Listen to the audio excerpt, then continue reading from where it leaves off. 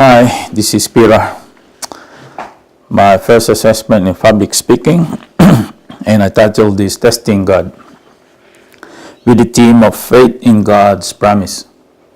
And I use Malachi chapter 3 verse 10 as my text. So I want to share to you my favorite story about the time I test God. The times my faith is out of season as a believer of Jesus Christ. If I grab to you my faith, it won't be in a straight line, but it will be in ups and downs if I connect it together. So coming to Australia is already a big blessing from God, with my faith started high.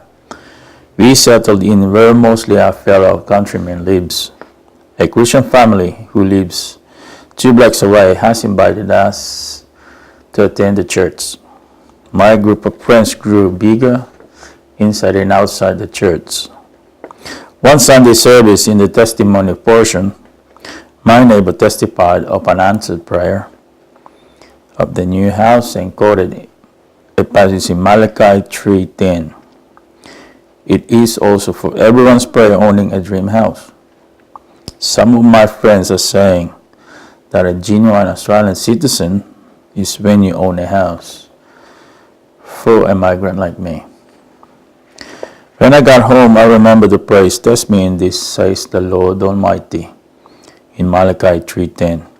I know God has spoken to me that day and claimed God's promise found in 2 Corinthians 9 verse 6 and says, "Remember this, whoever sows sparingly will also reap sparingly, and whoever sows generously will also reap generously."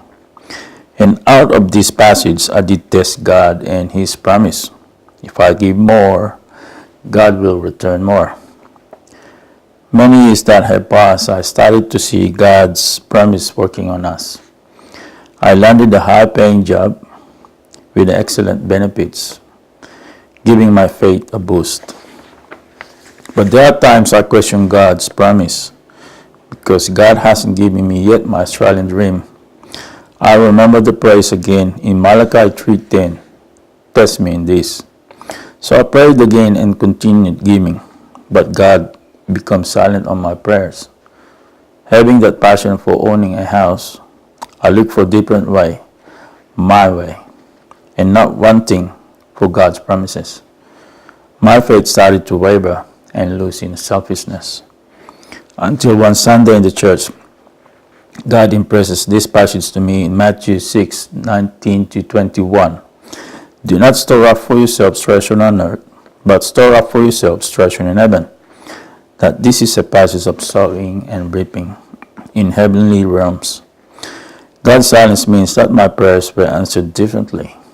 It went to my account in heaven that God made for me towards investment for owning a place in His kingdom. I know how God answers prayers in many different ways, for God's thoughts are higher than my thoughts. My walk of faith in God's promises has given me more reason to believe that God is in control for everything. We're now living in our Australian dream because I waited and believed of what God has in store for me and my family. Thank you.